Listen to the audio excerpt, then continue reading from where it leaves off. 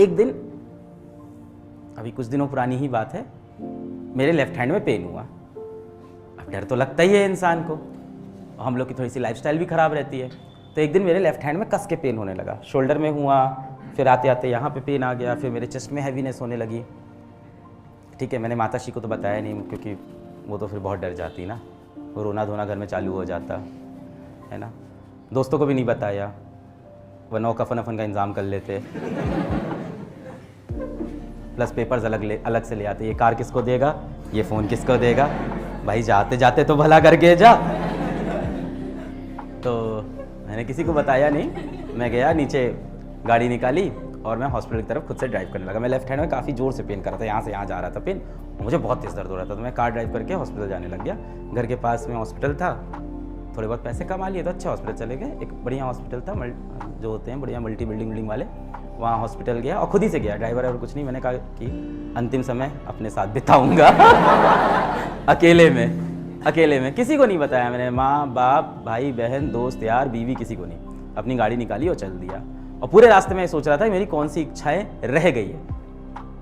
And was at those 30 minutes मुझे समझ में आया मेरे लिए क्या इंपॉर्टेंट है। उन 30 मिनट में मेरे को सिर्फ ये लग रहा था कि मैं फिजिक्स वाला किसको चलाने को दूंगा यहाँ से, who will handle this after me, मेरे बाद कौन चलाएगा इसको, मेरी रिस्पॉन्सिबिलिटी कौन हैंडल करेगा। नहीं, वो डेफिनेटली नहीं, उनका अपना जीवन है।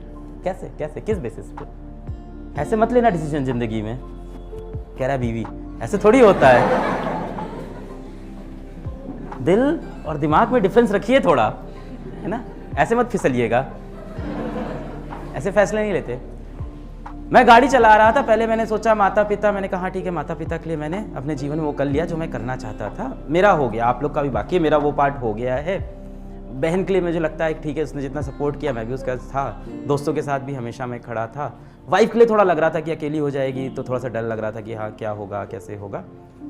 पर सबसे बड़ा कंसर्न आया मुझे, मेरे दिमाग में सिर्फ यही चल रहा था कि अगर मुझे कुछ हो गया तो यहाँ से फिजिक्स वाला का क्या होगा, ऐप का क्या होगा, कहीं मेरे पास कोई प्राइस तो नहीं बढ़ा देगा यार कोर्सेज की ऑनलाइन भी, ऐसा तो नहीं होगा बच्चों से ज़्यादा पैसा लेना स्टार्ट किया, ऐसा तो नहीं है कि पूरा इसको डिस्टर्ब कर देंगे, ऐसा तो नहीं है बाकी टेक प्लेयर आएंगे। और उन 30 मिनट बाद मैं वापस आया।